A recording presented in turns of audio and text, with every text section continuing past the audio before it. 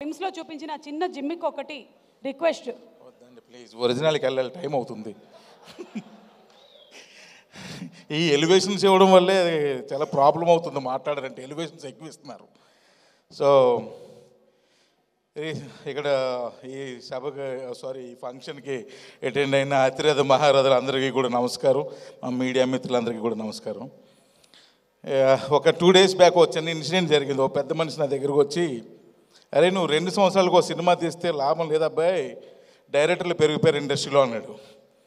అమ్మ ఇదేం గోల్రా నాయన అంటే, ఇప్పుడు ఇక్కడ చూస్తుంటే ఇంతమంది డైరెక్టర్లు ఉన్నారా, ఇంకా బయట అంతమంది డైరెక్టర్లు ఉన్నారు, హెవీ కాంపిటీషన్లో ఉన్నానన్న విషయం అర్థమైపోయింది నాకు. సో అందుకే సినిమా తీయాలంటే ఇప్పుడు ఒళ్ళు దగ్గర పెట్టి, ఇంతకుముందు అదే వేసాం, ఇప్పుడు ఇంకొంచెం ఒళ్ళు దగ్గర పెట్టుకొని సినిమాలు చేయాలి ఇంకా అన్న విషయం ఇంకా ఎక్కువైంది, స్ట్రాంగ్ అయింది. బట్ కానీ ఇప్పుడు నేను ఈ న్యూ డైరెక్టర్స్ అందరినీ నేను నిజంగా ఇప్పుడే చూస్తున్నా అందరినీ ఫేస్లు. ఎంత ఈ సందర్భంగా మీ అందరినీ చూస్తున్నందుకు బ్రోస్ మీకు ఫస్ట్ మీరు అందరూ పెద్ద బ్లాక్ బస్టర్స్ కొట్టినందుకు మీకు first of all congratulations. So మీకు ఇంకా మంచి మంచి సినిమాలు తీయాలని కోరుకుంటున్నాను. అండ్ ఎందుకంటే చెప్పాను కదా కాంపిటీషన్ అని, అందుకని కొంచెం ఫ్రెండ్షిప్ చేస్తున్నా. సో నెక్స్ట్ ఏంటంటే, ఈ సినిమా గొప్పదనం గురించి చెప్పాలంటే నాకు ఒకే ఒక సిచ్యువేషన్ చెప్పాలనిపించింది. మా ప్రవీణ్ ఏంటంటే, నా సినిమాల్లో యాక్ట్ చేసేటప్పుడు ప్రవీణ్ ఈ షర్ట్ బాగాలేదు ఇంకో షర్ట్ వేస్తుంటే అలవాయ్ అంటాడు. అమ్మా ఏందిరా ఈ షర్ట్ కూడా మార్చడా ఆయన అమ్మా అని రిక్వెస్ట్ చేసుకున్నామని.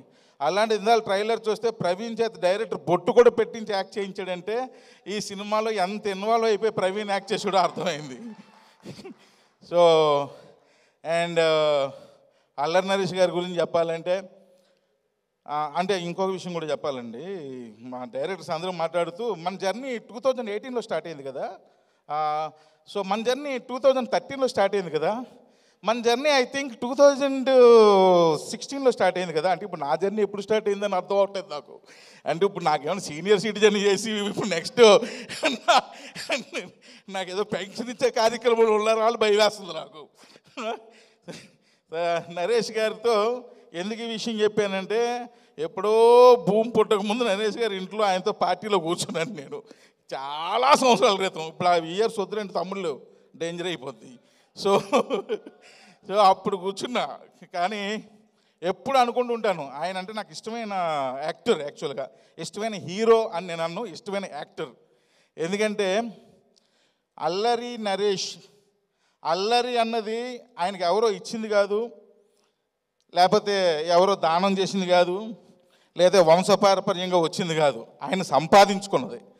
సో అది సంపాదించుకున్నది అంటే ఊరికినే ఏది రాదబ్బాయి. నన్ను ధమాకా త్రినాథన్ ఎవరైనా అంటున్నారు చెప్పండి తమ్ముళ్ళు. కానీ అల్లరి నరేష్ గారిని ఆయన ఈ భూమి మీద ఉన్నంతకాలం అల్లరి నరేష్ అని అంటాడు, ఎందుకంటే అది ఆయన సంపాదించుకున్నది. సో అలాంటి వ్యక్తితో ఇప్పుడు నేను సినిమా చేయలేకపోయాను, కానీ బట్ ఫ్యూచర్లో నాకు అవకాశం వస్తే మాత్రం డెఫినెట్గా ఆయనతో నేను సినిమా చేస్తాను. సో నరేష్ గారు, మీరు ప్రతిసారి మీ సినిమాలు చూస్తున్నప్పుడు కూడా నేను అదే ఫీల్ అవుతూ ఉంటాను. అంటే వెరీ న్యాచురల్గా యాక్ట్ చేస్తూ ఉంటారు మీరు. ఎప్పుడో అంటిల్ అండర్స్ నాలాంటి మూర్ఖత్వపు, ఇందులో మూర్ఖత్వం గురించి ఏదో మాట్లాడుకున్నాం తర్వాత. సో మూర్ఖత్వపు డైరెక్టర్ ఎవరైనా ఉంటే కొంచెం ఆర్టిఫిషియల్ చేయండి చేస్తారు అంతే. సో కాబట్టి నాకు నిజంగా చాలా ఇంట్రెస్ట్ అండి. అండ్ అలాగే రాజదండ కంపెనీలో ఇప్పుడు నేను మజాక్ అని ఒక సినిమా చేస్తున్నా. నాకు కొంచెం ఇంట్రెస్టింగ్ థింగ్ ఏంటంటే, నేను కూర్చున్న రూమ్లో కొంచెం ఫర్నిచర్ నేను కొనుక్కుంటూ ఉంటాను. అయితే ఆ రోజు వెళ్ళి నాకు నా రూమ్లో ఫర్నిచర్ రాజా కొంచెం బాగాలేదు అన్నా. సార్ కొనుక్కోండి సార్ అనగానే ఐక్యాకి పరిగెత్తి టోటల్ ఫర్నిచరు నేను 12,500 పెట్టి కొనుక్కున్నా. నా టేబుల్, నా చిన్న చైరు, ఈ చైర్లు. ఏంటి సార్ 12,500 ఏంటి సార్, మంచిగా కొనుక్కోవచ్చు కదంటే, ఏమయ్యా నీ కంపెనీలో 6 నెలలు ఉండి వెళ్ళిపోతాను, ఇంకో డైరెక్టర్ వస్తాడు, 6 నెలలకి ఎందుకులే బడ్జెట్, హెవీ బడ్జెట్ అన్నా. ఆ తర్వాత ఆయన రూమ్లో ఫర్నిచర్ కొనుక్కున్నాడు. ఎంత అయింది అన్న, ఇంచుమించు 3.5 లక్షల టేబుల్ అయింది సార్. చైర్ ఏదో మెడికల్ చైర్ అంటే ఏదో అదో ఎన్నో వేలని చెప్పాడు. అంత బడ్జెట్ మొత్తం మీద 4 లక్షలు 4.5 లక్షలు మారుతి గారు ఫర్నిచర్. నువ్వెందుకే ఎంత కాస్ట్ ఇది కొనుక్కుంటే, నేను 6 నెలలకి వెళ్ళను సార్, జీవితాంతం ఇక్కడే సినిమాలు తీస్తాను కాబట్టి ఎంత స్టాక్ ఫర్నిచర్ కొనుక్కోవాలండి. నిజంగానే మీరు జీవితాలతో ఇలాగే సినిమాలు తీయాలి. సో మీరు ముగ్గురికి ఎంతమందికి అడ్వాన్స్ ఇచ్చారన్నారు, కాదు ఇక్కడ కూర్చున్న వాళ్ళందరికీ అడ్వాన్స్ ఇచ్చేయాలి, ముందు ఆయనకి ఇవ్వండి, ఆయన ఆల్రెడీ నాందికి రెడీ అయిపోతున్నారు, ఆయనతోనే నాంది అనకండి. అండ్ వేణు గారు ఇందాక అన్నారు పిలిస్తే చీఫ్ గెస్ట్ కింద పిలిచారేమో అని అన్నారు అని అన్నారు. చీఫ్ గెస్ట్ అనేది పనిష్మెంట్ వేణు, నీకు అర్థం కావట్లేదు, లాస్ట్ వరకు కూర్చోవాలి. అదే స్పీకర్ అయితే మాట్లాడి వెళ్ళిపోవచ్చు. ఇందాక నుంచి మైక్ ఎప్పుడు ఇస్తారా ఎదురు చూస్తుంటే ఈ పక్కన కూర్చొని ఇంట్లో మాట్లాడుకోవాల్సిన విషయాలందరూ సొమ్మగారు ఇక్కడ మాట్లాడుతున్నారు ఏంటి అని చంపేస్తున్నాడు ఆయన. సో కాబట్టి వేణు మళ్ళీ ఇంకోసారి చెప్తున్నావు, ఎప్పుడు అలా టంగ్ స్లిప్ అవ్వకు, నువ్వు చాలా డేంజర్. ఇప్పుడు చూడు ఇది అయిపోయినట్టే మనం జంపు. తర్వాత సుబ్బు, జనరల్గా ఈ మధ్య నేను ప్రొడ్యూసర్ను కూడా అయ్యాను, ఏదో చిన్న సినిమాలు 2 చేస్తున్నాను. అయితే నేను అబ్జర్వ్ చేశాను బ్రదర్స్, ఇది తప్పుగా అనుకోవద్దు, ఆపర్చునిటీ వచ్చేటంత వరకు చాలా యాక్టివ్గా ఉంటున్నారు, వచ్చిన తర్వాత ఎందుకో డల్ అయిపోతున్నారు డైరెక్టర్లు. సో ఆ ఎనర్జీ లెవెల్స్ అవి ఇవి తగ్గిపోతున్నాయి. వచ్చేటంత వరకు ఎంత ఎనర్జీగా ఉంటామో వచ్చిన తర్వాత డబుల్ ఎనర్జీతో వర్క్ చేయాలి, అప్పుడే సక్సెస్ వస్తుంది, లేకపోతే రాదు. ఇది నేను చెప్తున్నా మా వాళ్ళకు కూడా. సో ఇప్పుడు ఈ విషయం ఎందుకు చెప్పానంటే, సుబ్బు నేను ఆఫీస్కి వెళ్ళినప్పుడే నాకు ఫస్ట్ టైము రాజా గారే పరిచయం చేశారు, నాకు అంతకుముందు పరిచయం లేదు, ఎందుకంటే నేను 2002 బ్యాచ్ 18 బ్యాచ్ కాదు. సో కాబట్టి ఈ సుబ్బుని చూశాను చాలా ఆఫీస్లో.